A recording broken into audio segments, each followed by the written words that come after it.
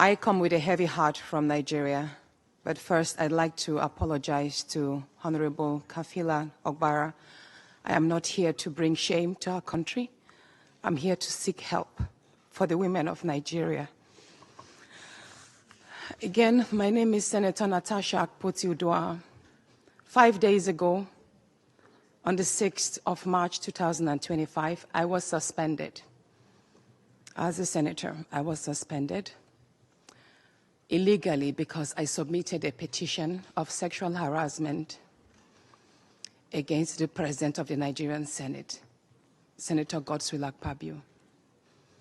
I thought that by submitting the petition, he would recuse himself, and both of us will submit ourselves to the Committee on Ethics, Privileges, and Public Petition for a fair and transparent investigation. But unfortunately, I was silenced and I was suspended. I was suspended for 6 months, amongst many other stringent conditions, such as taking away my security, taking away all the officials' vehicles and other items that were handed over to me as a senator. My salaries will be cut off. I must not appear anywhere near the National Assembly. And for 6 months, I'm not to introduce myself or present myself as a senator locally in Nigeria or internationally. That means I'm here illegally. But I had no other place to go but to come here and speak to you women. Because this is a bigger picture.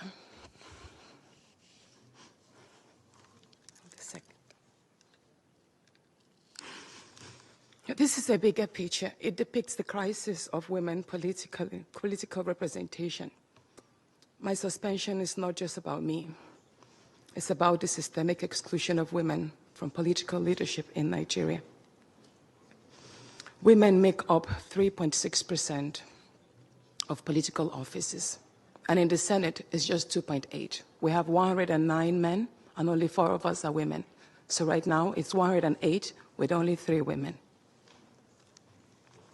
This is a clear case of political victimization, punishment for speaking out against impunity, corruption, and gender-based violence. The United Nations Declaration 48/104 declares sexual harassment as a form of gender violence. The Senate's actions are an assault on democracy.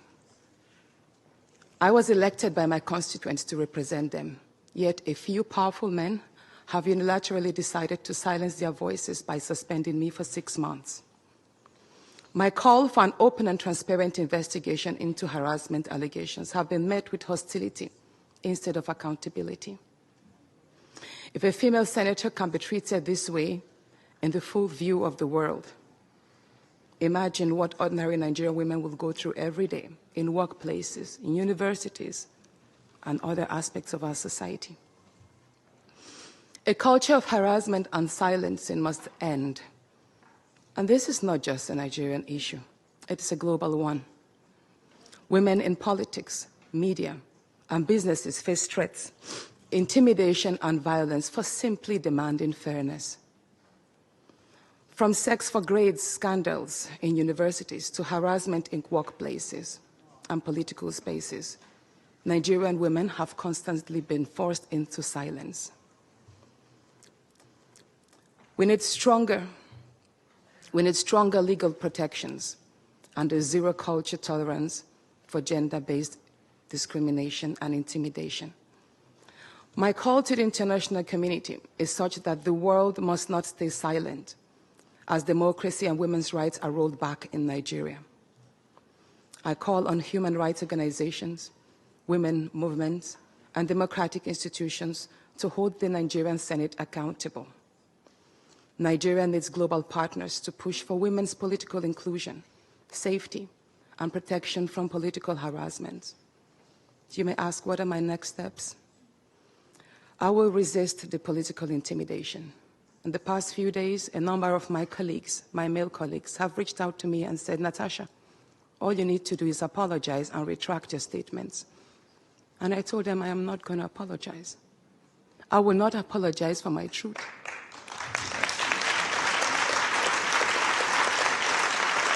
Thank you. Thank you. And I told them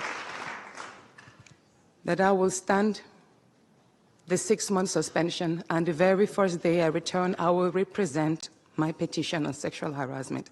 And I will continue doing so until there is a fair and transparent investigation.